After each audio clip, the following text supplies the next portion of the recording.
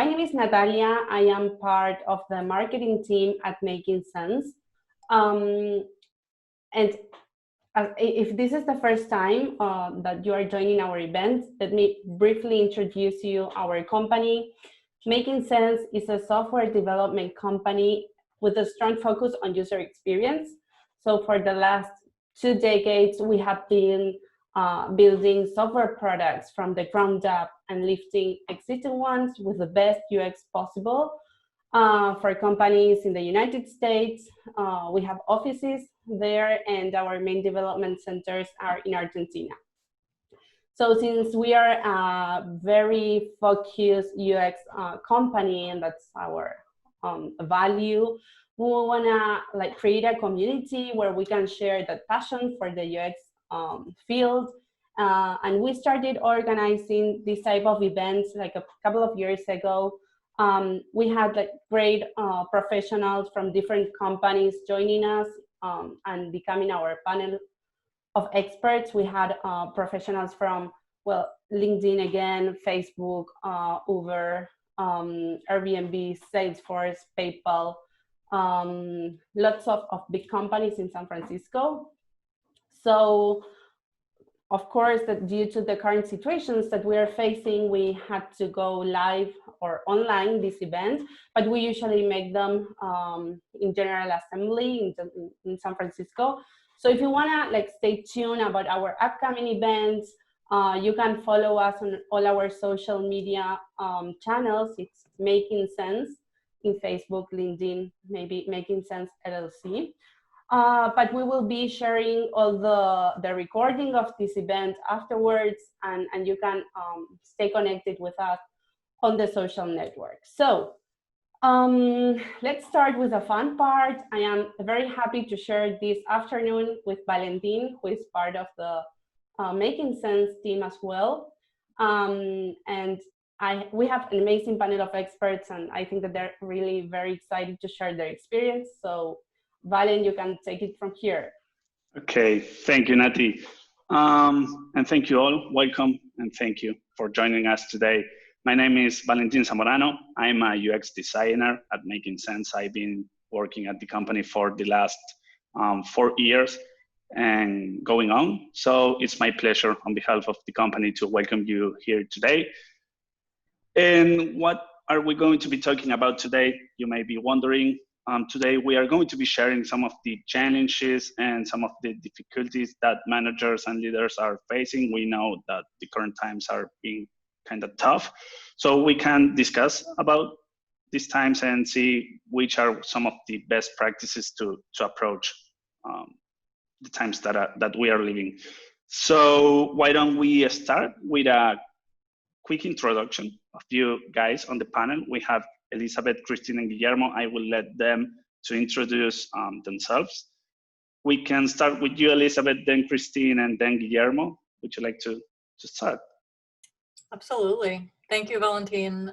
My name is Elizabeth Clark, and I'm currently a design team lead at Facebook. And the team that I work on, we help support salespeople support a range of different businesses. And then before joining Facebook, I worked at Salesforce designing different components for the design system. And how I started my career as I was actually a studio artist working and living in Spain for about 8 years. And in order to support myself, because that you don't get much money from that, I was working as a designer developer for several different startups. And then ultimately, I realized in order to really excel, I needed to just focus on one area. So I ended up moving to concentrate just on product design. And that's it. Excellent. Thank you, Elizabeth. Christine, would you like to continue? Sure. Hi, everyone. My name is Christine Yoon, and I'm a design manager at LinkedIn. I've been at LinkedIn for a little over 3 years now. But before starting my journey at LinkedIn, I actually studied business in my undergrad. And coming out of business school, there's only a few options. Most people go into finance or like consulting. I went the consulting route, and I worked at Deloitte Consulting for a good 5 years in their technology department. And when I was there, I was doing a bunch of different stuff. And that's kind of how I discovered the field of UX design. So ultimately, I decided to do a pivot and quit my job and got my master's degree at the California College of the Arts in San Francisco, and did a 1-year master's of interaction design program. And then after that, shortly, I was very lucky to land my first job officially as a UX designer at LinkedIn. So I started off as a UX designer, worked up to a design lead, and now I'm a design manager, and I oversee the Pages team at LinkedIn. So Pages is basically like, you know how you have a personal profile on LinkedIn, companies can also have a representation, or schools or other types of organizations. So I essentially, my team essentially builds that product for organizations who want to represent themselves on LinkedIn. So the stuff that we work on is sometimes B2B, but it's also B2C facing, so which makes it a very cool experience. But yeah, but that's more about me. Okay, thank you. And now you, Guillermo. Yeah, so I'm Guillermo Torres. I'm originally from Venezuela, and now I work at Carta. I'm leading the corporations team at Carta, and actually I just joined 3 months ago. I joined 4 days before the offices were closed because of COVID. My experience before Carta was I was leading a team at Airbnb that was basically handling the B2B side of Airbnb. So how do we engage corporations and businesses to be successful within the Airbnb marketplace? And additionally, before that, I was leading the directions team on Google Maps. So I stayed in Google for 4 years, and then before that, it was a mix of startups and other agencies. I think that's mostly it. Nice backgrounds. So before we jump in the key questions, I want to remind all the attendees that you feel free, please, to ask anything that you want to know. So we take a few minutes at the end of this meetup to answer some of these questions that you may have. I believe I've been reading some of them already. So just to remind you about that. And now we can start with some ice-breaking questions. This is for all of you guys. Elizabeth, maybe you can start with this one. But when was your first contact with user experience? You mentioned that you have a background in development, but it'd be interesting if you share with us your first contact with user experience, and when was that time when you decided to pursue this career? Yeah, absolutely. So I think that it was a confluence, like the first introduction.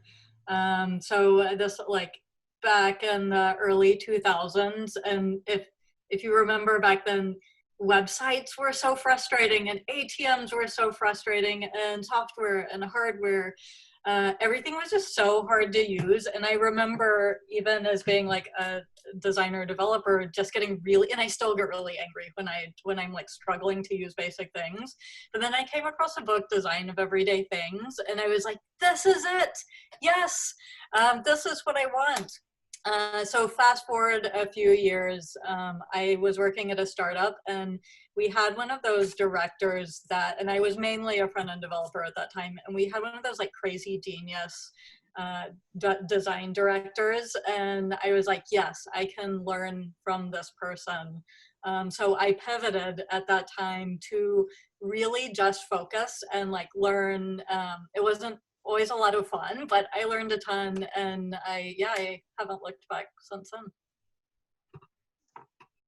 Okay. Yeah, it's always nice and important for our careers to have a mentor or someone to learn from. So that's a really good advice for the people that it's doing a career change that I hear, and sorry, not hearing, I'm reading in the chat. So Christine, would you like to share that answer with us as well? Yeah, totally. And I see a few questions in the chat too around just like pivoting and making that choice from like business and consulting into design.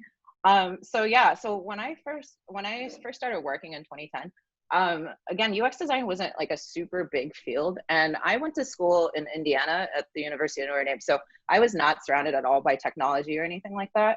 But I was always interested in the technology field. So that's how I ended up in technology consulting. But when I was there, I was still doing a lot of traditional business things. I was doing a lot of project management, things that like product managers would do, like developing roadmaps and doing interviews and all these different types of things. And I just happened to stumble upon my first project in design because I happened to know Adobe Creative Suite. And from that experience, I started discovering that there's this whole field called UX design, where you can create these technology interfaces and take like experiences from customers and understand business needs and make something really cool and efficient and like impactful. And I was like, oh, this is really awesome. Like, how do I do more of that kind of work? But I was completely self-taught. So I had no idea what to do. I was just kind of learning on the job, reading articles, like trying to attend conferences and meetups and stuff like that. And I really wanted to dive fully into UX design. So that's kind of when I decided to completely quit my job in consulting and go back to grad school and get a degree so that I feel comfortable like learning that toolkit and stuff like that. And ended up at LinkedIn. But yeah, I haven't really looked back. Sometimes I thought about becoming a product manager at one point too. So sometimes people was like, how do I choose between product and design? There's a lot of similarities. But I think being in design, you can have a lot of those opportunities to be strategic and still influence product, but do the fun and creative stuff too. So that's kind of why I ended up in design. Nice. And it's always good to know the difference between product design and maybe UX design. It's a thin line, the difference between them. And now, Guillermo, would you like to continue? Yeah, so for me, I was having a degree in computer engineering. And in the same time, I was also studying photography, and I was playing around with technology in itself and lots of different technologies at Flash at the time, HTML, and creating lots of little experiments. And I was publishing in them, and that got me a bit of attention, a few awards, and an internship here in San Francisco.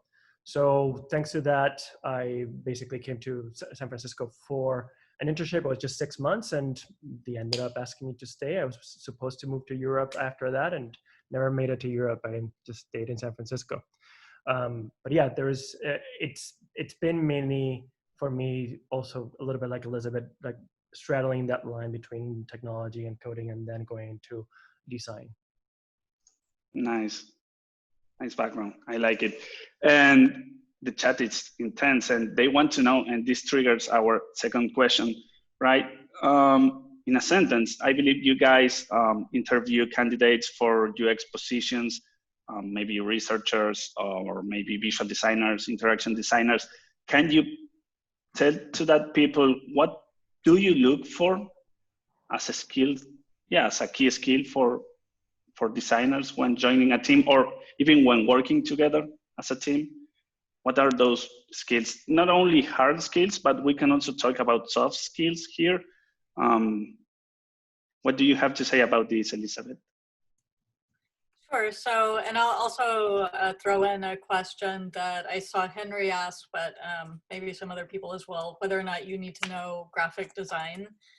I think the real honest answer is no. You definitely need to have a basic understanding of visual design. I personally am a way more technical designer. I like working on strategy, information architecture.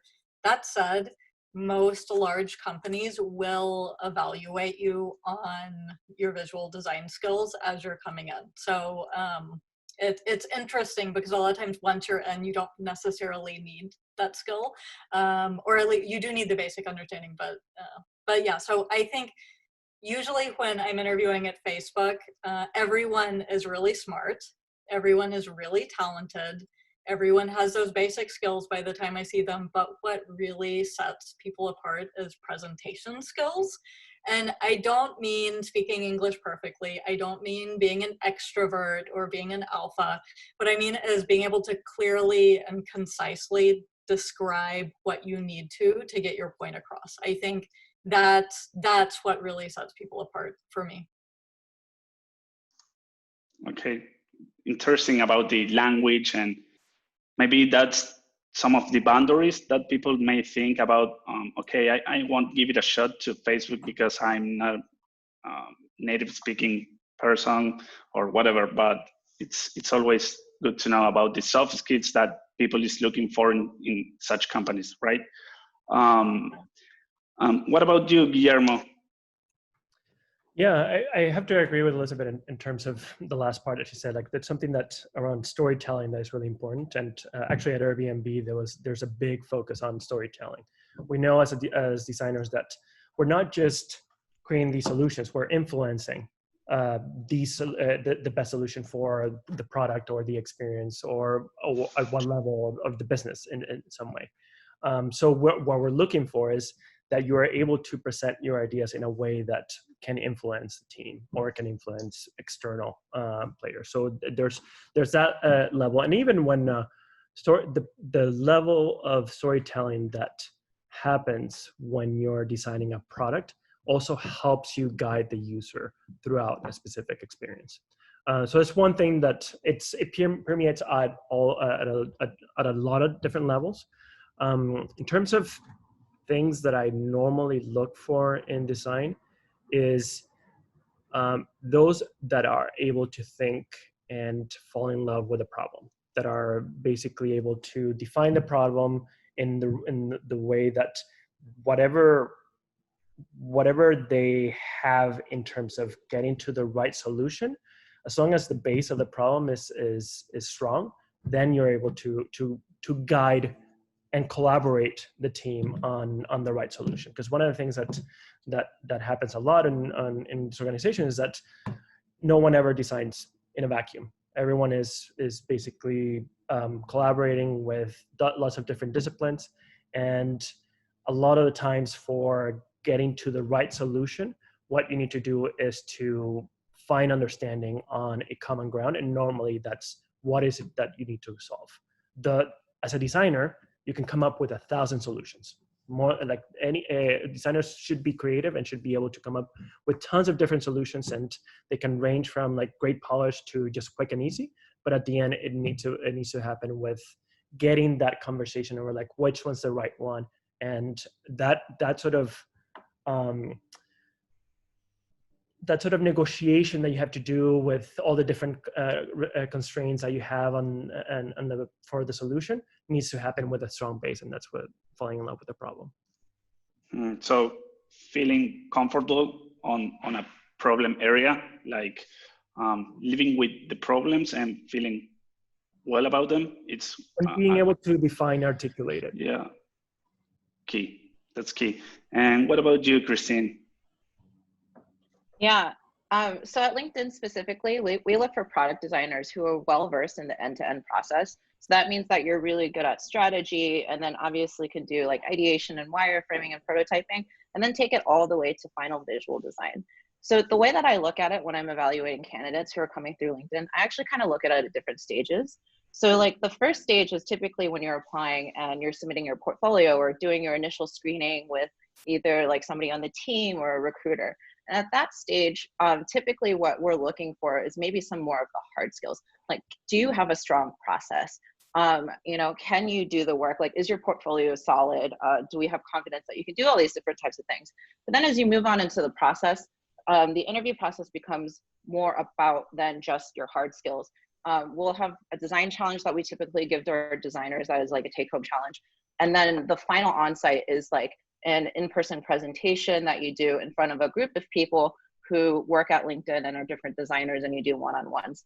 Usually at those stages, once you get past the design challenge, it's more about your soft skills actually. So you've already demonstrated that you're strong with your process and your thinking and you can do the design work. But then what we're looking for in those final stages is like similar to what these guys said. How well do you present your ideas? Like, can you defend them? How convincing are you? How well did you take like, the user need and really tie that into your solution? And then also, how do you receive feedback? Like, are you collaborative? If people throw questions at you, some ideas, like how do you receive that? And how do you handle those different types of communication and organization, especially when you're up against time? So those are the kinds of things that I think really help make a candidate stand out, is really selling your soft skills, and then you're like showing your personality and how you can handle all these different situations. So you mentioned that the portfolio could be like the first step for a designer. Does that apply for all of you guys? It's like having a strong portfolio, the first door to be open, and then someone would be able to show the soft skills, presentation skills, storytelling skills. But first, you need a strong portfolio. Particularly if the resume is not one to, if you're coming from a company like Facebook then yeah, sometimes you can get in without having an online portfolio or something that you're not presenting. There are times that, you know, I've had some job interviews in which I show up and that's when I show my portfolio, not before. But if your resume doesn't have you know, a specific amount of reputation, then yes, some level of portfolio is good. And the other part of the portfolio is that it helps you set the structure for whatever you're going to be presenting. So it's not wasted time. Okay, makes sense. Okay, so jumping on the current subject, and something we mentioned that it's going to be this talk about, it's about how you guys lead in the current times. There's a lot of heavy stuff happening in the world right now. We know it. Many of us are wondering, how do we take action as leaders, right? How is it going to impact in the teams we work on, or the other teams that our work is going to be impacting? So all of us as UX designers want to create great experiences, but I think that with the current situation, we want to open new doors and better understand our colleagues and customers. And it's important to bring this conversation to the table. We want and we believe in this subject. And maybe I can trigger this first question for you, Guillermo, but tell us, how is it leading in the current times without taking care of all the context, right? Not only COVID. It's been tough. As I mentioned, I joined right before everything got to close, so I didn't get to have the luxury of FaceTime with the team. It's been mostly remote, and then dealing with all these waves of anxiety and all these different events. I lost my father last month, and it was a tough situation for me to be in. And it's really, what I've learned is to really stick to leading with empathy. A big part of you know, as designers, one thing that I've always made sure that as I'm leading designer is that we're not quite, make sure that my team knows that we're not in the business of meeting deadlines. We're in the business of meeting expectations around those deadlines. So deadlines are important in terms of the expectations that you want to have, but scoping is hard. We'll have issues, and as long as, you know, the team knows when you're going to deliver, it's fine. And what I've been underlying with these times is that, particularly with a team that is, you know, not a normally remote team, underlying that we're not just working from home. We are trying to make things work as we are working at home. It's not something that is established. You know, we have team members that are working in a small apartment in New York with 2 kids, and I understand how tough that is. I don't have any kids, but I've had a lot of emotional turmoil, and getting to focus is really tough during those times. And then the other aspect of it that has been being very vocal about what you're doing and how you're leading. One thing that I learned the hard way is a mistake that I made is, for instance, as I was establishing the way that we hire inclusively at Carta, I was being quiet and just basically was working that with the HR department and was working on that. And I didn't really communicate that with the rest of the team. And as everything with Black Lives Matter was really getting to like all this noise and really affecting people and seeing like what we were doing, part of what I should have done is I should have always shown, saying like, hey team, this is what we're working on in terms of inclusion, and trying to include the team. And after I did that, I did get a lot of feedback on terms of like how we would be making sure that we're hiring with a level of inclusion and making sure that we're including people in that sense. And that's something that if we're all working at the same, you know, in the same space, it would have been more obvious. But because we don't, then it's hard to see like what is it that you need to over communicate and what we don't have to over communicate. Yeah, and you mentioned a keyword, minorities. I believe that the current times also require us to think about minorities. And as leaders, I believe we have to make sure and do emphasis on creating inclusive environments. That's very important. And I wonder how you, maybe Elizabeth, how do you ensure that design is inclusive in your teams, or how do you ensure a process that it's inclusive? Yeah, absolutely. So I see inclusive design from two different angles. I think the one angle is a cultural perspective, to which you and Guillermo were referring to. But there's also the output perspective, which is more traditionally what we think of as inclusive design. But I do want to say that right now we're in the middle of a historically significant time for social justice. With the change and momentum that we're seeing from the Black Lives Matter movement, this is really a perfect time for us to use this momentum and carry us forward into being more inclusive. So, I mean, why? And, you know, the basic reason is human decency. I think that that's something we all know, but also another thing that we know is that studies have shown that diverse companies and diverse teams make more money. So even if your company is just like heartless and they're like, no, we don't care about people, just you can show the studies and say, hey, this actually helps make more money. So I think for the design culture angle, there are several things that we can do. And one is really learning to sit in discomfort. These times are really uncomfortable, and it's good. And instead of like running away from the discomfort and binging on Netflix, or I don't know, playing video games all day, or, you know, whatever, sit with the discomfort and let that discomfort motivate you to educate yourself and understand how you can act. And then once we start acting, you can look and see how can you support and influence culture, important aspects. Like a really important one is, like Guillermo was mentioning, hiring for diversity, making sure that we're doing that. But also, if you hire for diversity, but you don't create an environment that's really welcoming for your diverse candidates, then it doesn't mean that much. So also making sure that that environment is welcoming. And then also, once people are in, and once we have more diversity, making sure that when promotions come up or when big projects come up, make sure that that's being considered as well.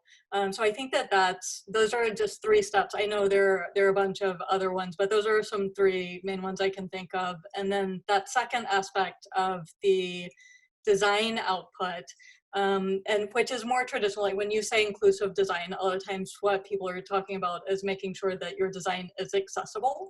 But I like to open it up to say, this is, you're designing for having a diverse audience in mind. So for example, if you look at Facebook's internal illustrations, they will show diversity of cultures, of genders, of races, of abilities. And this goes back to that concept of making people feel welcome and comfortable in the space that they're in. And also just a note around accessibility, you as a designer, or you as I see people talking about UX researcher, anyone in the UX family, you are responsible for accessibility. Even if you're not the accessibility person, learn about accessibility. Accessibility really benefits the overall design. There are many free online resources. And also, just to mention, that is one thing that I do look at when I'm hiring, is like someone that cares about accessibility for me is like a good sign. So I definitely recommend those 2 things. And I saw that Guillermo, it looked like you had something to add. You're muted. I was just mentioning that the other level, when you're naming the different levels in which we can do diversity, the one thing that at least a big conclusion for me with this effort is that companies and the design industry shouldn't really rest on diversity in hiring in terms of hitting the goals of recruiting for, say, African Americans or Black people. That's something that Facebook and Airbnb, it was a little bit easier, but for most companies, it's not easy. And when you're taking into account that so Black people, from what I saw, is 2% of designers in the US. And when you're trying to recruit for 2%, no matter how good your pipeline is and how your outreach is, still 2% is too low of a game. So part of like what you're saying in terms of social justice that we need to be doing is we need to be leading into bringing more minorities into the industry rather than hiring them.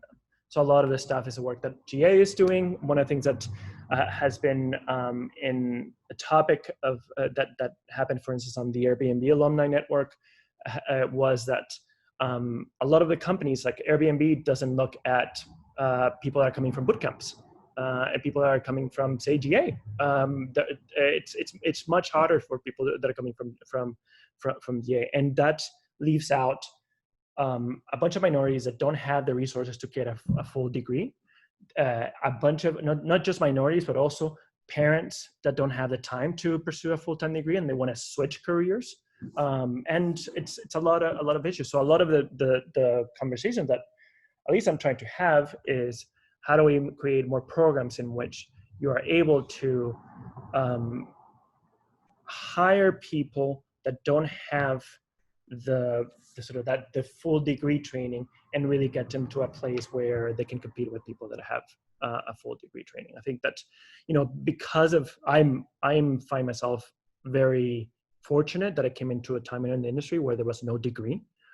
So I didn't really have to have the competition of people that had a design degree. But at the end, why I stood out was mainly all the work that I was already doing. And that's much tougher now with people that are coming in.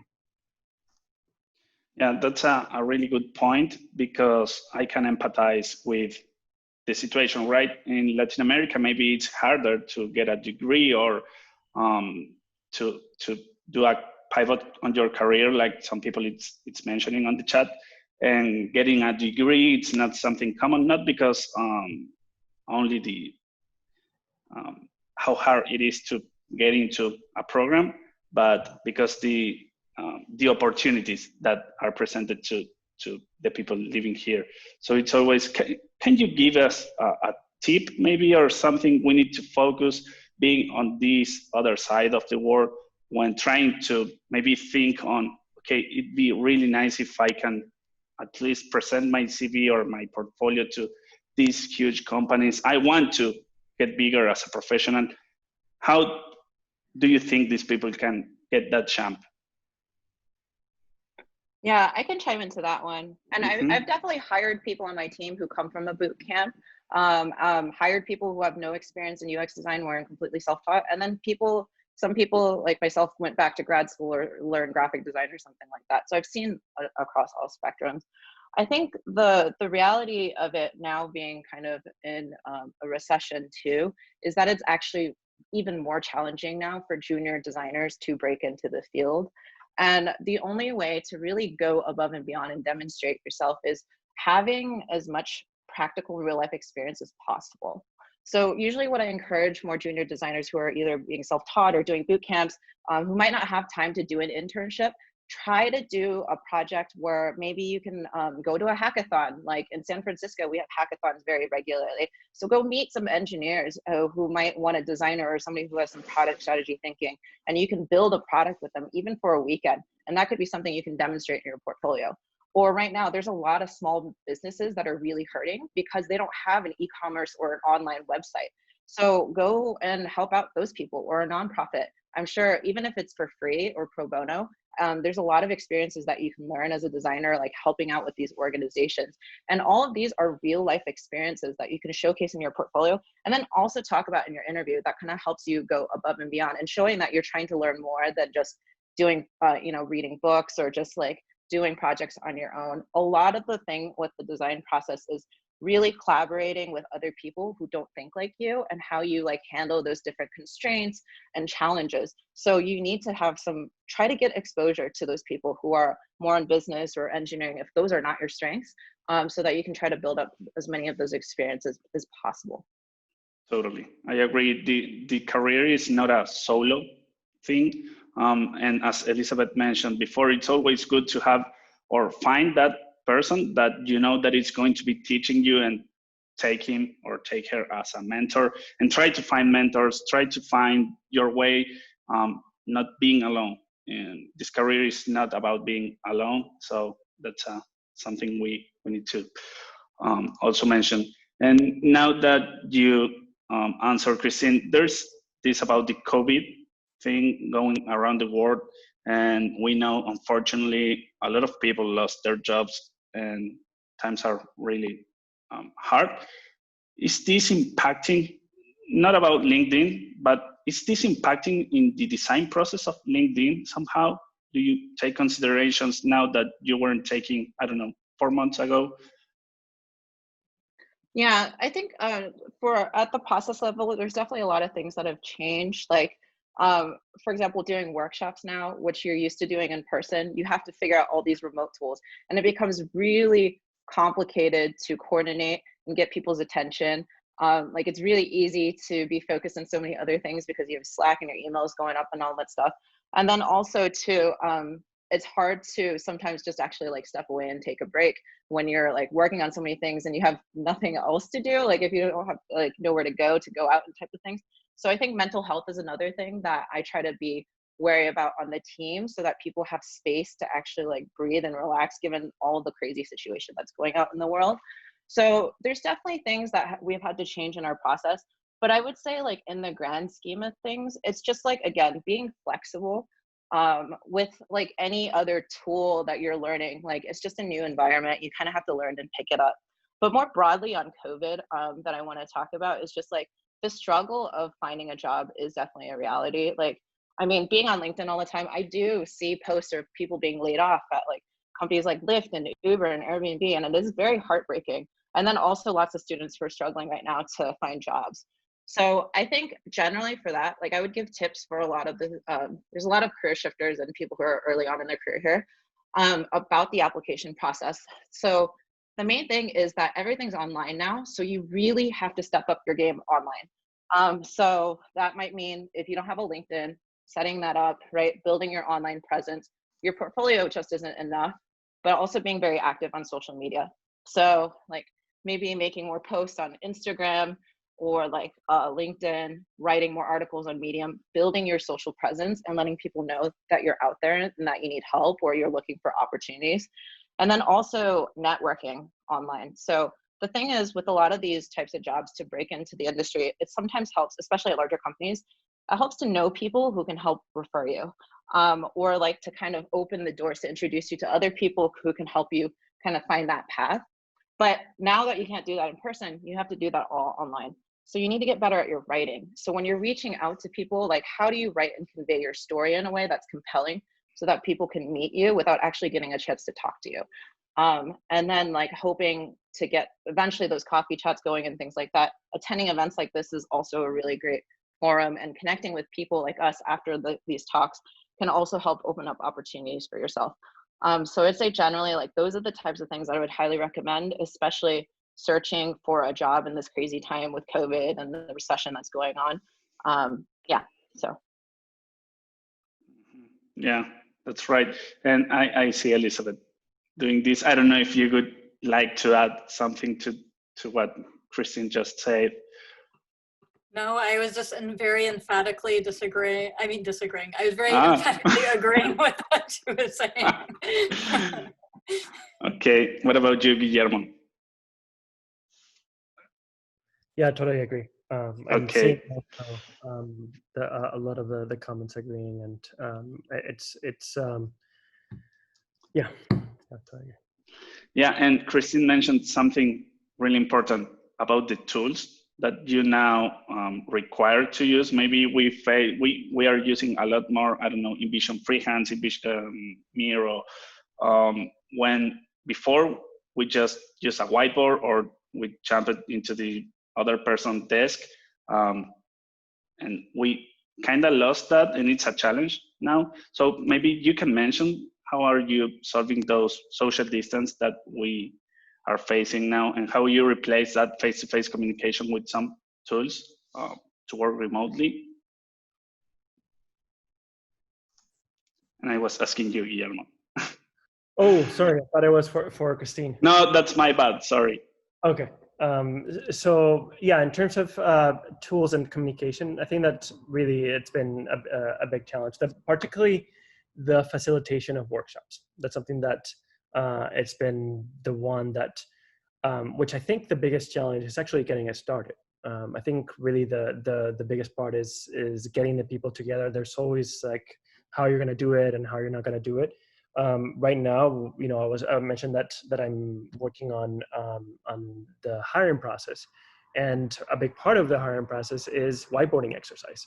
So we're like, okay, how do we do a whiteboarding exercise at this level? What are the different ways? And we've been testing a few things, and a lot of times it's not working. And part of it is you want to be inclusive, which means that you want to be able to design a test that doesn't require someone to have the latest computer or a Wacom tablet or something like that. You want to make sure that you're able to present to everyone, which is the nice part of whiteboarding exercise. That's on the hiring side of things. On the just working together, really at the end, I mean, at least we're on Figma, and Figma has solved a bunch of stuff in terms of communication. That's what Figma has been really good at. And then the challenge ends up being on those collaboration workshops and those times where you are normally in a room with a group of people and you're able to do that. And Figma has been great for that in some ways, in which you open a file and then you have several people kind of editing things, and you're in between talking and adding ideas. That's one thing that has been working out somewhat well, but as I mentioned, really at the end is the added overhead of getting started and getting people to participate is a challenge. Yeah, it is. Workshops, it's like a huge subject to cover about the remote stuff.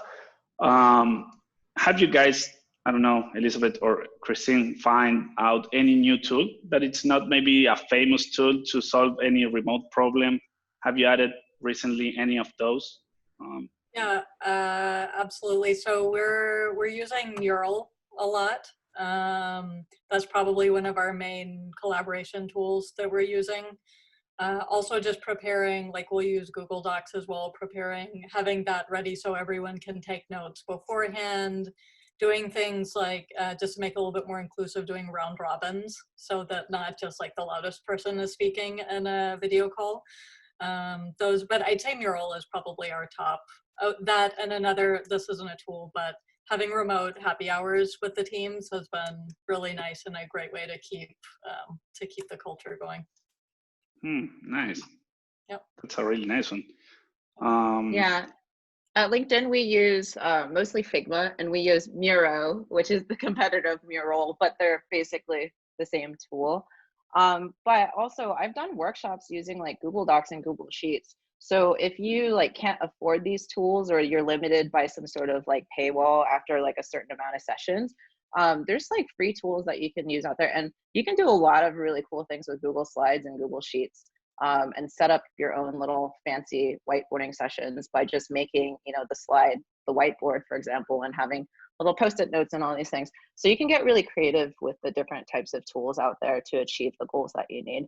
The thing with doing these types of workshops remotely, though, I would say is even more important is the setup process before you do the workshop, and making sure that everybody is on the same page around like getting access in, right? You don't want to be like troubleshooting for a good 30 minutes into your 1 hour workshop type of thing.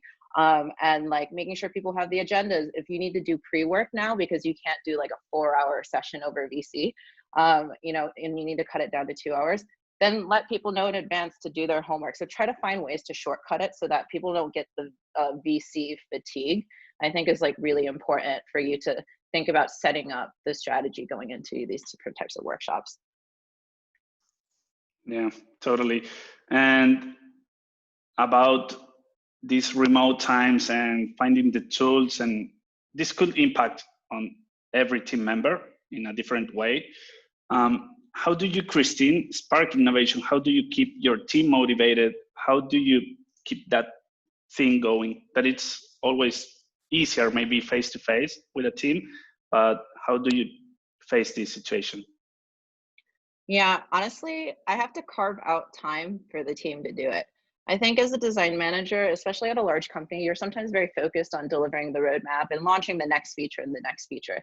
And it's really easy to get into a cycle of the mundane and like, doing the same thing over and over again and not really dedicating time to your team to give them just the space to innovate or think or improve processes.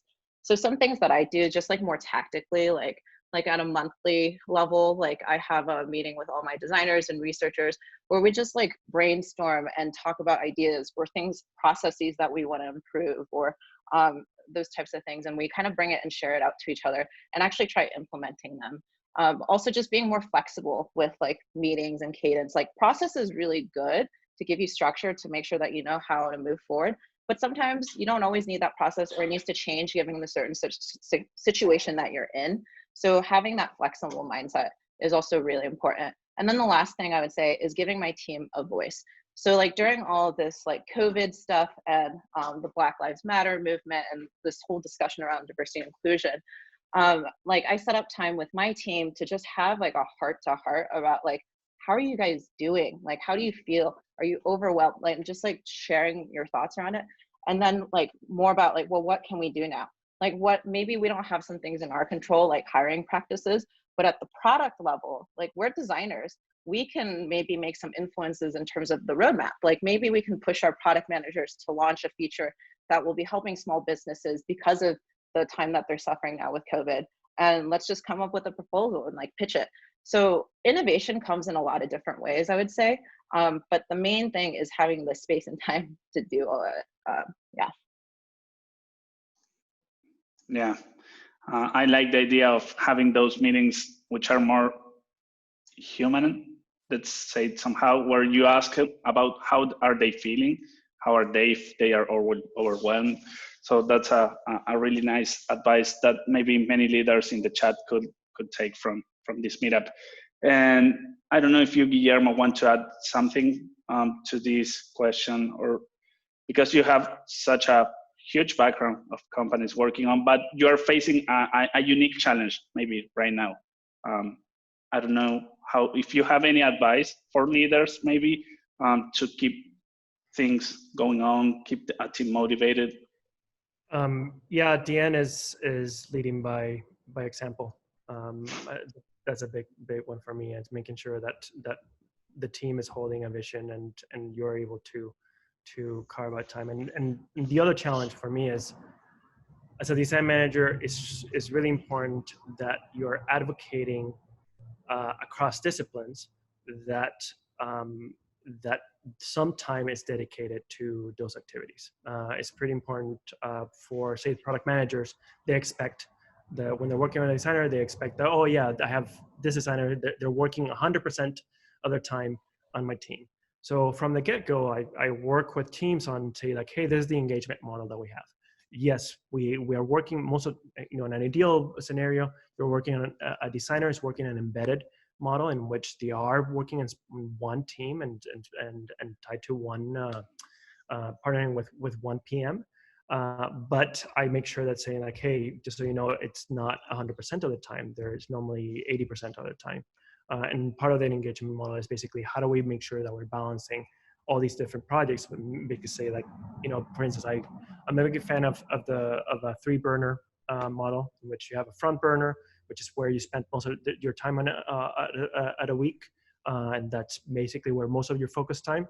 Then you have the back burner, which is either a project that you're in early discovery phase or you already delivered designs and it's getting implemented and you need to just support the engineering team. And then the 3rd burner is for a design-led project.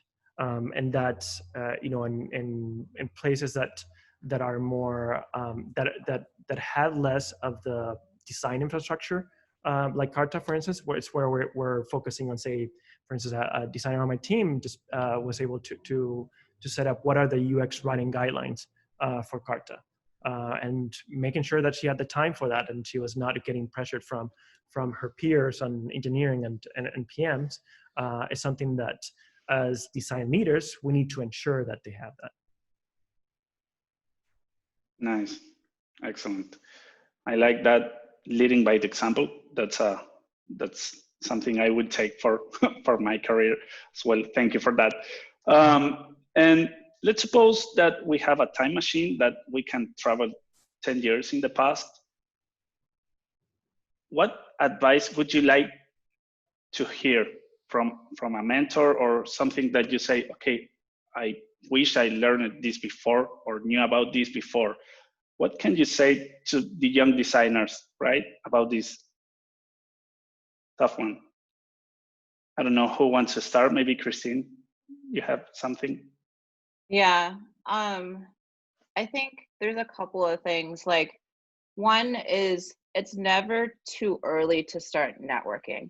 So even if you guys are not sure if you want to go into UX, or you're might be a student right now trying to think about what degree you want to study, meet as many people as possible in the industry or through different like career paths or companies, so that you can start building up your network and having these individuals kind of show you different paths and that you can explore.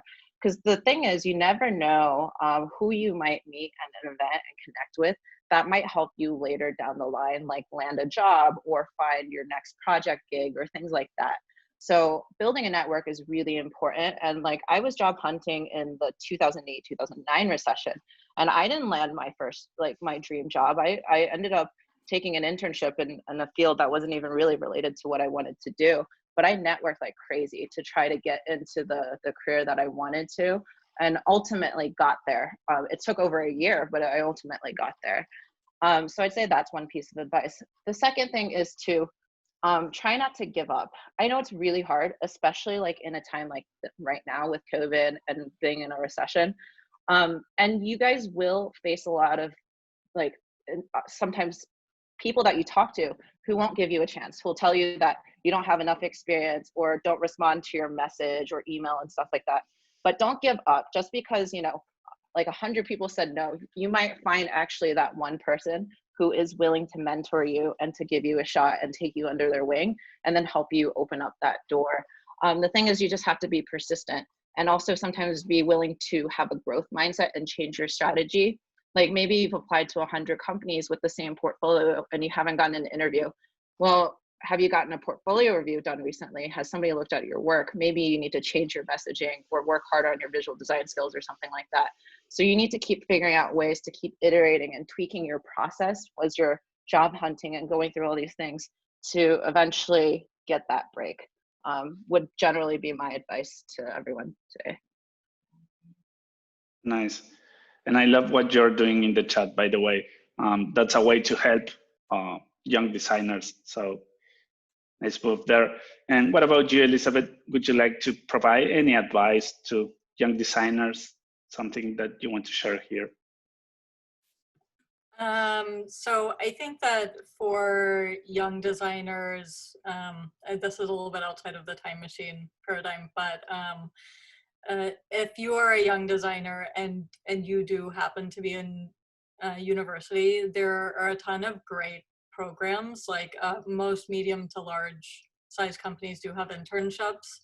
Facebook, for example, does have good internships, but they also have something called FBU, Facebook University, which specifically is for groups that are underrepresented. So that's a great opportunity. If you're right outside of university, there's a program called Year Up that also works with underrepresented communities. And I know at least, I don't know if Facebook works with them, but I know that Salesforce does. So there are a lot of really strong programs to use. And I think that if you are, if you're past university or you're not planning on attending to university for whatever reason, I would say, I actually think that learning the basics through a program like General Assembly is fine. I would never reject a candidate because they just went through a boot camp program. I think that you could then build up a portfolio doing contract jobs, like using Upwork or whatever your area has, or I noticed someone mentioned doing pro bono work, or also, for example, working at an agency. Agency life is tough, but you can build up your portfolio really quickly. And then also, at least the way I broke in was finding a startup, a very small startup that was related to the company that I wanted to ultimately work for in, you know, a year or so.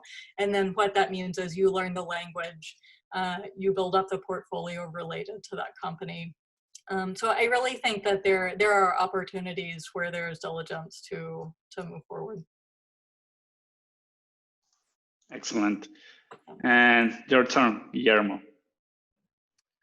I think from a personal standpoint, for me, one thing that is really important is passion. It's what got me into the field.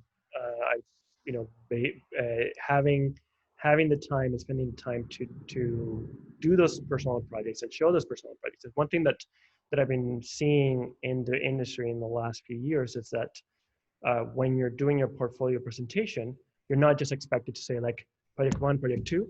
Like normally one thing that is recommended is to start with sort of like who I am and where I come from.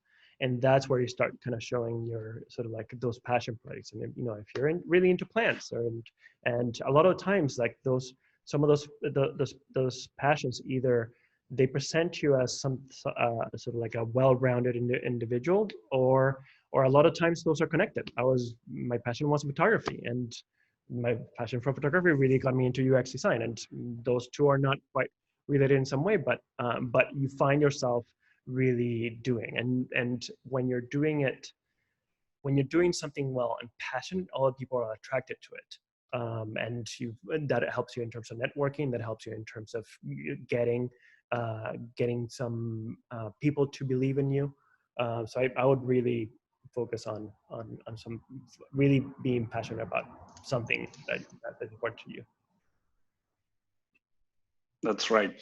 I have to say, for the past 55 minutes, I've been breathing leadership, so you guys can just spread leadership. So I'm thank you for this, and I believe the chat is as well.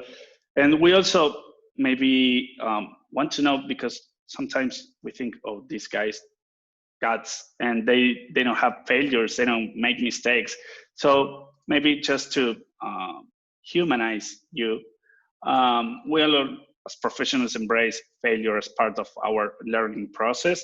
Can you mention a big failure on your career, and how did it impact in your career, and how did you resolve that situation? Maybe we can start with you. Let's see, Christine. I say you say. I have a few. I'm like trying to think of a situation. Yeah, definitely. Like, I think tying it to maybe project work. So I'd say like one of my first projects that I did as a UX designer, it was very complicated. It was like an enterprise tool that we're designing, reporting interface, a lot of data, a lot of stakeholders too. So it's not just for like external customers that use it on LinkedIn, but it was also like internal teams like sales and support and all this stuff. And like early on in my design career, you're taught to design for as much as the 80% as possible. So I over-indexed actually a lot of the feedback that I was getting from mostly the end customers. So people that are like paying for the product on LinkedIn to actually use it, and didn't really account for as much of like the sales team and stuff like that. And that was actually a pretty big mistake. We launched the product, and like the sales team was very noisy about it, had a lot of issues with it. Because the thing that I didn't realize to think about was that they're ultimately the ones supporting the customers. And if like the customers get it, but then they don't get it, it makes them look bad. And like, it's not also efficient for their job and all that stuff, because they're doing more than just spending time in this reporting interface. They're doing a lot of other things. So I think that was a lesson very early on for me to like think about prioritization as a designer and how you balance those out. And it's tough, because even in my job today with the design team that I do lead, sometimes it's not that clear cut. Like one thing that your sales team might want from the end customer, or like a business owner versus like, you know, a member who's visiting the page, those don't always match up and conflict. So you have to find like compromises or solutions that can meet some of the needs of where you're going. And sometimes it's not immediate. I think the big part of the other thing that I learned in that lesson was the communication. So instead of just designing and launching it and just like expecting it to be fine, it's communicating what the long-term plan is to get there to eventually account for the feedback that they did want to see. And I think that was something that like me personally, I felt like I neglected to do, which is why we saw some backlash in terms of the feedback. But that's going to be a challenge that you're constantly going to face. And I think learning that early on really kind of helps you shape to think more systemically about the problem instead of just focusing on one user group. Excellent. Nice story. What about you, Elizabeth? You have a background in development and also in user experience, so maybe you can also share some fails. Sure. This one was hard because I just like have so many great failures. But the one that I'll talk about is this was my first really large project at a large company, and it affected all of the users. It affects the whole product. And I thought that I was doing my due diligence by researching and brainstorming and iterating on designs and getting feedback early and often. So after months and months of design and development and research, we were wrapping up and presenting to a high-level stakeholder that I had not originally identified as a stakeholder.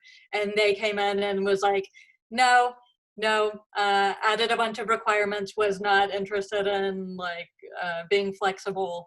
So it ended up really crippling the project, because then we were kind of on our back foot trying to patch the design instead of having time to start from the beginning, because we didn't have time to do that at that point. So the moral of the story is to, one, make sure in your product brief that you create when you start or project brief, make sure to have the RACI, so RACI or DACI, whichever form you want to use. But what that does is you're setting up, it's responsible, accountable, consulted, and informed. So you're setting up who your stakeholders are early, and making sure that everyone agrees with this list of stakeholders, and then also reevaluating it. So that way you're like, this person's responsible for this, I have to inform this person.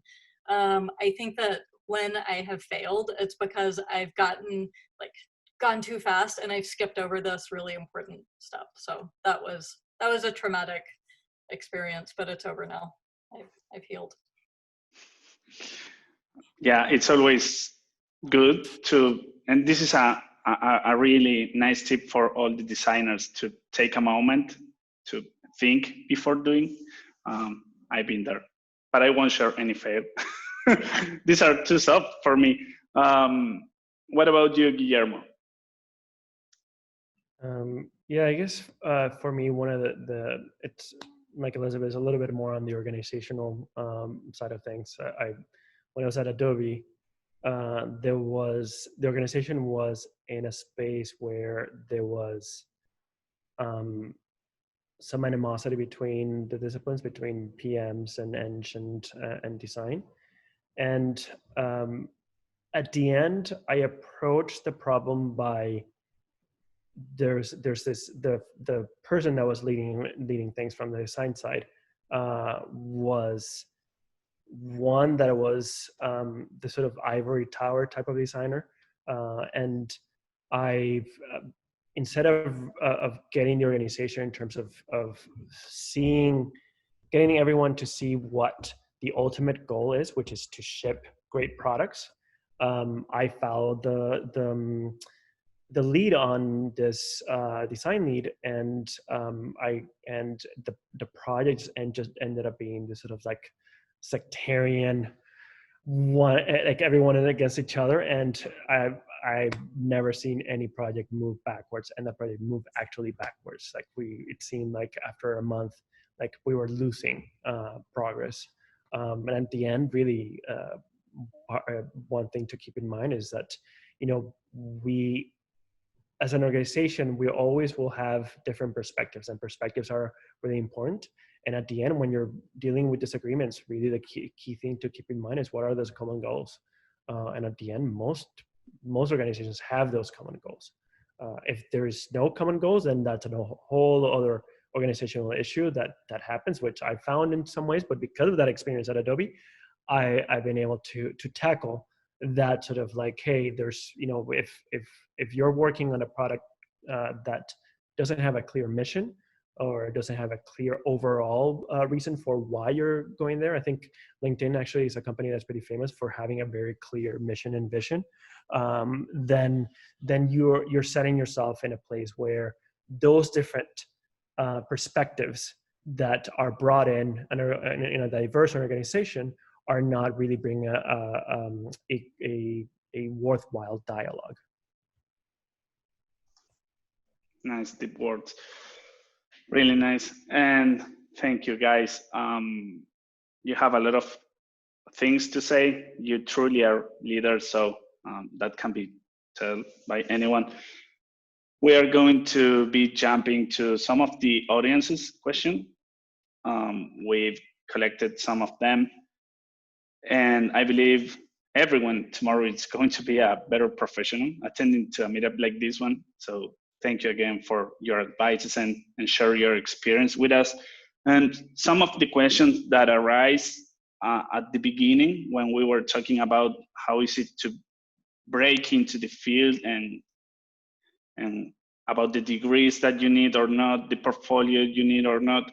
Something that was questioned is, let's suppose that you enter to work to a company, you grow as a professional, but is it needed any degree to become higher or to go higher than maybe a senior UX designer? Is that a requirement? Whoever wants to answer this. I'd say no. I think it's really how you present yourself, how you talk about your work, the work that you have. I would say probably some companies are stuck on this, but at least like neither at Facebook nor Salesforce, I didn't see anyone looking at anyone's university. I don't look at what university you went to unless you're fresh out of university or in university. So that's just for my specific examples. Yeah, I agree. It's like once you have experience, then no one's looking at degree or education. It's really the getting into the industry that is a challenge. And that's what the degree, it makes it easy, mainly because really at the end, design managers are looking, the hiring managers are looking for a strong signal over talent or instruction. And at the end, a design degree provides some level of trust. But if you don't have a design degree, then a lot of us have gone into the industry. It's a little bit it's not as prescribed, which means that you need to be approaching it from different ways, either via networking or making sure that you're building your own projects, volunteering, and making sure that you're still showing that level of experience. Because at the end, really, what hiring managers are looking is strong signal of talent and experience. Yeah, and I would just add on to that is just the experience aspect. So I did talk about like trying to do pro bono and like, volunteer work. But the thing is too, if you guys can't get into UX design, it's okay if your first job is not like at a Facebook or an Airbnb or an Uber or anything like that. It's okay if you might be the only designer at this like 5-person startup. And that's kind of where you start your job, or you take a job as like something close to UX design. Maybe you're more on like visual design, or you're working very closely with UX designers in some sort of capacity, but you're not quite there in that field yet. And then trying to learn from the skills and network within that organization, and then try to make those pivots later on.